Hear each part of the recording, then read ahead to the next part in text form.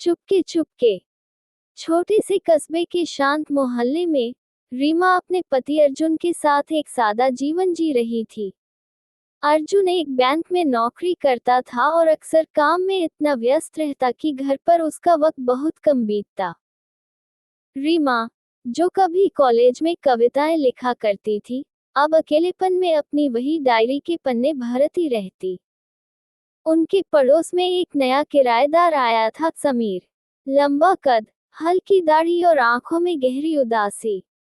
समीर एक freelance photographer था और अक्सर अपने कैमरे के साथ मोहल्ले में घूमते दिख जाता।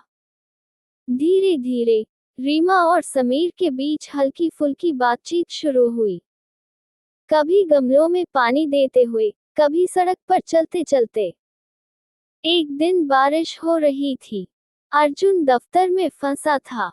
रीमा बालकनी में खड़ी भीगती रही। तभी समीर ने नीचे से आवाज लगाई, बारिश में भीगते रहोगी तो बीमार पड़ जाओगी। चलो नीचे आ जाओ, चाय पीते हैं।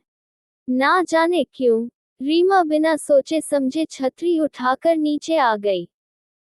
समीर के घर में माहौल एकदम अलग था। हल्की सुगंध, दीवारों पर ब्लैक एंड व्हाइट तस्वीरें और धीमे बजते पुराने गाने। चाय के कप थामे दोनों पहली बार आंखों में आंखें डालकर मुस्कुराए। समय के साथ मुलाकातें बढ़ती गईं। कभी किताबों की बातें, कभी संगीत की, कभी बस चुपचाप साथ बैठना। रीमा के दिल में कुछ जाग रहा था, कुछ जो उसने बरसों से महसूस नहीं किया था। समीर भी, जो जीवन में प्रेम से हार चुका था, रीमा की मुस्कान में उम्मीद तलाशने लगा।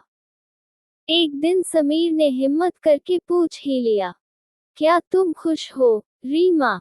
कोट। रीमा कुछ देर चुप रही, फिर उसकी आंखों से एक आंसू बह गया। उस दिन सब कुछ बदल गया। उनकी मुलाकातें अब चोरी छिपे प्यार में बदलने लगी। समीर की उंगलियों के स्पर्श से रीमा को फिर से जीने की वजह मिलने लगी। पर हर कहानी में एक मोड़ आता है। एक रात, जब रीमा समीर के घर से लौट रही थी, अर्जुन ने उसे देख लिया। अर्जुन कुछ नहीं बोला, बस चुपचाप उसे देखता रहा। अगले दिन घर में गहरी खामोशी थी। अर्जुन ने खाना नहीं खाया, न ही रीमा से कोई सवाल किया। रीमा का दिल फटने को हुआ। वह जानती थी कि उसने भरोसे के धागे को तोड़ा है। एक हफ्ते बाद अर्जुन ने रीमा से कहा, मैंने तुम्हें हमेशा खुश देखना चाहा था।